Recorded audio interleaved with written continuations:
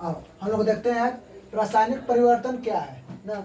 इससे पहले हम लोग पढ़ चुके हैं कि भौतिक परिवर्तन के बारे में, अब पढ़ेंगे हम लोग रासायनिक परिवर्तन। रासायनिक परिवर्तन वह परिवर्तन जिसके फलस्वरूप पदार्थ नए पदार्थ में परिवर्तन हो जाता है। इसमें क्या होगा तो इसमें कोई भी पदार्थ रहेगा तो ये इसमें रासायनिक परिवर्तन में वो नया पदार्थ में चेंज हो जाएगा ना, या यानी परिवर्तन हो जाएगा। उसके गुण में क्या, संरचना, द्रव्यमान, मूल पदार्थ से पूर्णतः भिन्न हो जाता है। मतलब कि अगर इतना बड़ा रहेगा उसको जलाने के बाद कितना हो जाएगा, एकदम छोटा सा हो जाएगा। तो उसका क्या हो गया, मूल परिवर्तन, उसका गुण में चेंजिंग आ गया। और परिवर्तन लाने वाले कारण को हटा लेने पर भी पदार्थ मूल अवस्था में नहीं आता। अगर हम लोग सोचेंगे कि उसको फिर से उसी अवस्था में लाएं, वो नहीं आ पाएगा ना। उसी चीज को बोलते हैं हम लोग रासायनिक परिवर्तन। मतलब एक शब्दों में हम लोग जानेंगे कि रासायनिक परिवर्तन वह परिवर्तन है जिसको हम लोग क्या कर सकते हैं, एक बार परिवर्तन हो जाने के बाद पुनः अपने अवस्था में नहीं ला सकते हैं, उसको हम लोग बोलते हैं रासायनिक परिवर्तन। जैसे कि अब देखो, जैसे कि लोहे में जंग लगना, और लोहे में जंग लग जाने के बाद फिर उसे पुनः लोहे के रूप में, वैसा चमकता लोहा के रूप में नहीं कर सकते हैं। फिर आ गया कोयले का जलना। अब कोयला एक बार जल जाने के बाद जब राख हो जाता है, या अगर जलने के बाद कभी कभी होता है कि राख हो जाने के बाद फिर उसी के आकार में कितना भी कर लेंगे, लेकिन पहले की तरह वो नहीं हो पाएगा। शरीर में भोजन का पचना। अब बताओ कि खाना खा लिया हम लोग, और क्या हो गया कि भोजन हमारे शरीर में पच गया, और पचने के बाद फिर क्या हो पाएगा, फिर पुनः वो भोजन के रूप में नहीं बन पाएगा। देखो एक नंबर का आता है कि शरीर में भोजन का पचना कौन सी अपक्रिया है, रासायनिक अपक्रिया है। ठीक है, अब आते हैं हम लोग भौतिक परिवर्तन और रासायनिक परिवर्तन में अंतर स्पष्ट करें। इधर हो जाएगा भौतिक परिवर्तन, इधर हो जाएगा रासायनिक परिवर्तन। इसमें पदार्थ के मौलिक गुणों में कोई परिवर्तन नहीं होता है। देखो भौतिक परिवर्तन में होता है कि इसका पदार्थ के कोई भी मौलिक गुण में कोई परिवर्तन नहीं होता है। जैसे कि देखो बल्ब का जलना, बल्ब कुछ क्षण के लिए क्या होगा, कुछ में प्रकाश आएगा फिर चला जाएगा, लेकिन उसके जो भी गुण रहेंगे, जो भी आकार रहेगा, आकार सेम टू सेम रहेगा, उसमें कोई परिवर्तन नहीं होगा। और रासायनिक परिवर्तन, इसमें मूल पदार्थ से गुण पूर्णतः भिन्न हो जाता है। अब देखो इसमें दूध से अगर दही बनाना हो तो कौन सा परिवर्तन हो जाएगा, रासायनिक परिवर्तन ना, क्योंकि क्या हो गया, दूध था उसको अचानक हम लोग बदल दिए क्या चीज में, दही में बदल दिए। फिर दही से हम लोग क्या कर सकते हैं, दूध में नहीं कर सकते हैं। वो क्या गया, उसका गुण को ही बदल दिया, उसका गुण को क्या कर दिया, बदल दिया, तो हो जाएगा रासायनिक परिवर्तन। इसमें कोई नया पदार्थ नहीं बनता है। देखो इसे पहले ही बता, भौतिक परिवर्तन में क्या होता है, इसमें कोई भी नया पदार्थ नहीं बनता है, और इसमें नया पदार्थ अवश्य बनता है। इसमें रासायनिक परिवर्तन में एकदम निश्चित है कि नया पदार्थ बनेगा ही बनेगा। इसमें पदार्थ की भौतिक अवस्था या उसके भौतिक गुण, रंग, रूप आदि बदल जाते हैं। इसमें देखो कुछ क्षण के लिए उसके क्या हो गए, रंग और रूप को क्या कर सकते हैं, चेंज कर सकते हैं, लेकिन फिर जस के तस फिर वैसे ही आ जाएंगे ना। इसमें पदार्थ और भौतिक और रासायनिक गुण दोनों बदल जाते हैं। इसमें क्या होगा, इसका भौतिक और रासायनिक गुण क्या हो जाएगा, दोनों बदल, उसका आकार सब कुछ चेंज हो जाएगा।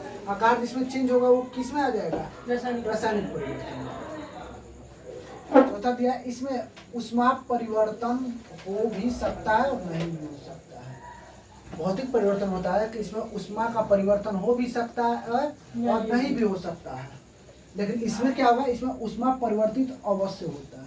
इसमें ऊष्मा का रासायनिक अभिक्रिया में परिवर्तन में होता है, इसमें ऊष्मा जरूर से जरूर परिवर्तन होगा ही होगा। इसमें पदार्थ के द्रव्यमान में कोई परिवर्तन नहीं होता। अब बताओ कि बल्ब इतना बड़ा है, ठीक है, बल्ब को अगले लिए, और बल्ब को हम लोग जलाएंगे, उसका द्रव्यमान फिर फैलेगा तो नहीं हो ना, वो क्या रहेगा, वो बल्ब जैसा है वैसे ही रहेगा। सिर्फ वो क्या होगा, उसमें लाइट आएगा और लाइट उसमें से जाएगा, लाइट आएगा, लाइट खत्म होगा, लेकिन उसके द्रव्यमान पर कोई प्रभाव नहीं पड़ने वाला। इसके पदार्थ पर द्रव्यमान में परिवर्तन हो जाता है। देखो ये क्या करना, इतना कागज ले लेता है, ठीक है, कागज लेने के बाद उसको जला देता है, उसका द्रव्यमान इतना था, जल के कितना हो गया, इतना छोटा हो गया। तो इसका द्रव्यमान में क्या होता है, परिवर्तन होता है। जिसके द्रव्यमान परिवर्तन होता है वो कौन सा परिवर्तन, रासायनिक परिवर्तन। अब आते हैं हम लोग इसमें, इतना तक कोई दिक्कत नहीं।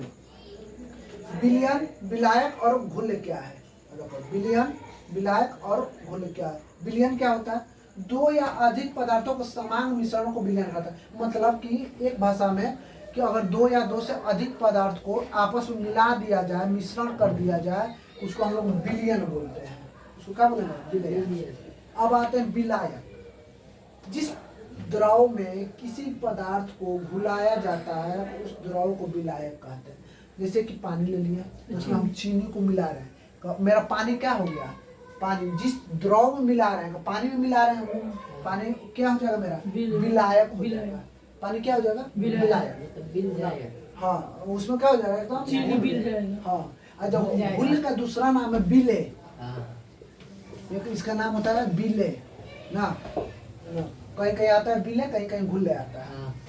विलायक। जिस द्रव में हम लोग क्या करते हैं, जिस पदार्थ को घुलाते हैं उस द्रव को क्या बोलेंगे? विलायक बोलेंगे। अब आते हैं इधर घुल या विलय ना। जो पदार्थ द्रव में घुलकर विलयन बनाता है, अगर घुल जाने के और उसमें क्या हो गया? घुल गया टोटल चीज, वो क्या बन गया? विलयन बनाता है, वो उसको क्या बोलते हैं? घुल पदार्थ कहते हैं। उसको क्या बोलेंगे? घुल पदार्थ। जैसे कि देखो, ले लिए नमक को, ले लिए पानी में घुला रहे हैं, मेरा नमक क्या हो गया? मेरा नमक हो गया घुल हो गया। नमक क्या हो जाएगा? घुल हो जाएगा, क्योंकि नमक ही क्या हो रहा है उसमें? घुल रहा है। देखो अमोनियम क्लोराइड, ये भी हो जाएगा, क्या हो जाएगा? ये भी घुल जाएगा, इसको आ जाएगा ये घुल में। ऐसे ही बहुत सारे पदार्थ होते हैं ना। अब आते हैं हम लोग जलीय विलयन क्या है? जलीय विलयन, इसका नाम ही से देखो पता चल रहा है कि जलीय विलयन मतलब कि किसी पदार्थ को जल में घुलाकर जो विलयन बनता है उसको हम जलीय विलयन करते हैं। जैसे कि शरबत हम लोग पीते हैं, चीनी को घुला दिए ना, चीनी क्या हो गया? जलीय विलयन हो गया। जल में घुल गया। हाँ, जलीय विलयन हो गया। नमक हो गया, जलीय विलयन हो गया। और देखो, और जलीय विलयन क्या है? ऐसा पदार्थ जो जल में, जल के अतिरिक्त अन्य द्रवों में घुल जाते हैं उसे अजलीय विलयन कहते हैं। ऐसा पदार्थ जो क्या होता है कि जल में भी घुलेगा, उसके अतिरिक्त किसी और में भी घुल सकता है, उसको हम लोग अजलीय विलयन कहते हैं। जैसे कि अल्कोहल हो गया, तो अल्कोहल दारू को सब कुछ हम मिला सकते हैं। हाँ, सब में उसको क्या करते हैं? उसमें सब कुछ हम मिला सकते हैं, तो अल्कोहल हो गया। हाँ, एसीटोन हो गया। ये सब चीजें क्या होता है? अजलीय विलयन है। ये सब क्या होता है कि जल में घुलने के साथ साथ किसी अन्य पदार्थों में भी घुल सकता है। ठीक है, इतना तक देखो, कहीं पे दिक्कत हो तो पूछो। ठीक है ना? ठीक।